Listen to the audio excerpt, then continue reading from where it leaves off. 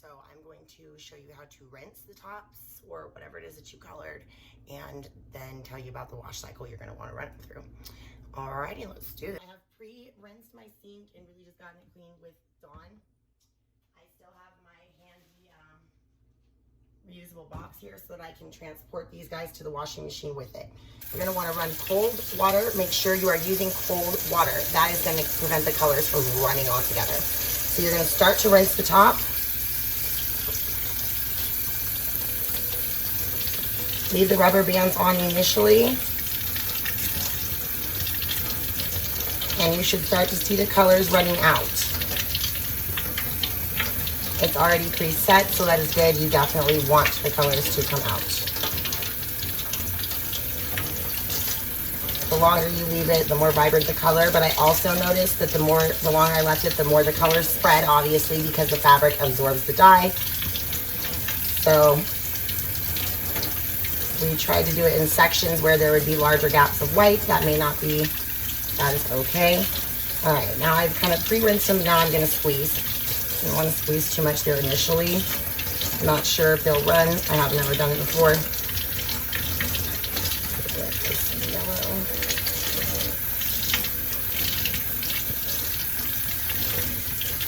The yellow seems to be the one that really is coming up out of there. All right, now you're going to take off your rubber bands once you've gotten it somewhat rinsed. I'm just going to get scissors and cut them, I think. Should have thought that through. Oh, there, over here, I think.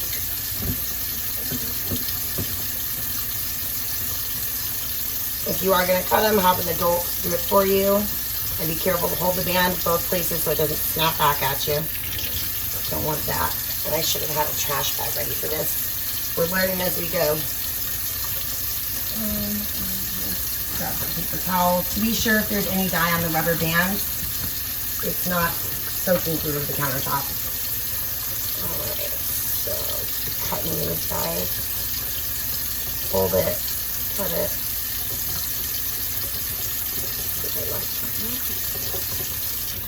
Rinse as I go in case it's bleeding. I don't want it to bleed downwards, the colors to mix. Some orange has kind of gotten on the yellow, but this is our very first time. I guess it makes it a little unique. Tie-dye is not perfect, right? Almost done with my rubber bands. Be careful that you're not snagging your fabric.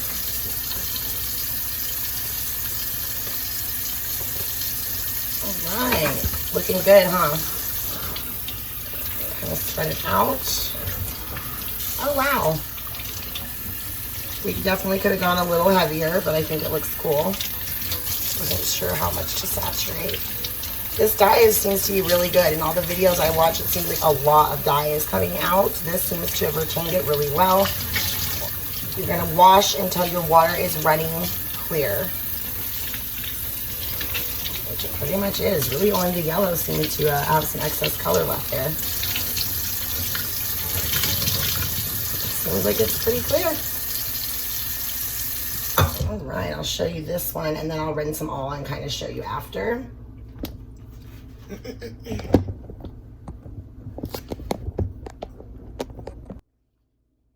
go. What do we think? This really looks like one you would purchase. I like it. I kind of like how it bled a little higher on that side too. It's asymmetrical. Really cute. So Ameirah did this one. I helped her along the way. She did the last one pretty much on her own.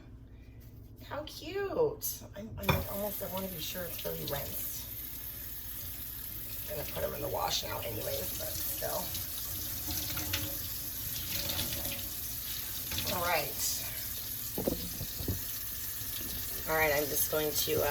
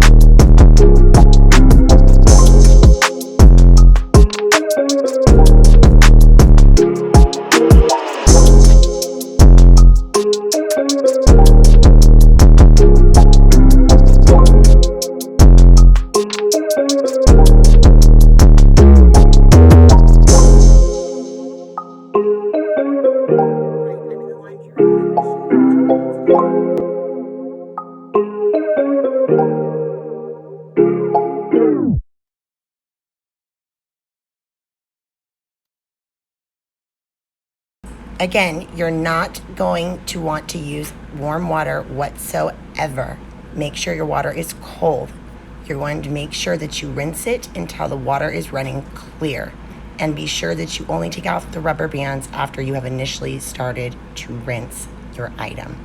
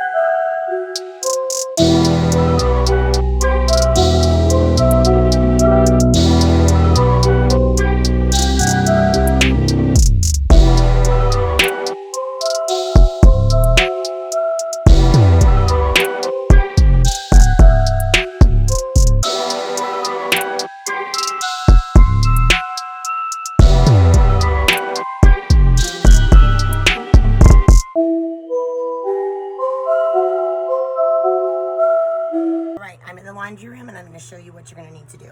For the vent sound, it's automatically there with my light. So I've put in the tie-dye articles that we made. And you're going to want to use the most mild detergent that you can. If I had Woolite, I would use that. You're going to use the light cycle, cold water, make sure it's cold water.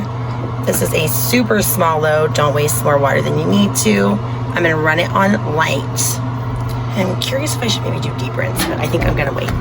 All right, so now I'm going to start my water. I have to have my lid open. And I am going to get my detergent, which I'm going to have to put this either down or leave it right where it is too.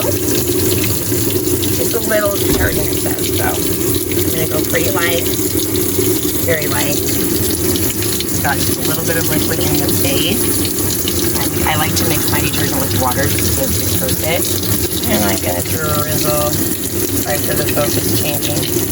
Around the machine in the clothes. I don't want to put too much directly on the clothes. So just a little hack. I am coming to the kitchen to get vinegar, as it will help with color fastness and keeping the colors alive a little longer.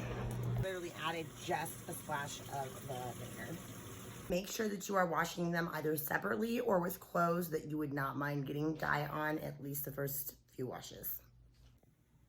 And here is the final product. This is the hoodie.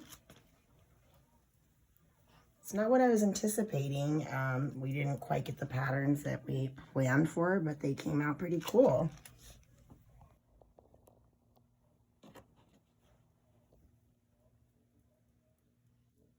The glitter came out in this one. I was hoping that it would show through the colors, and it did.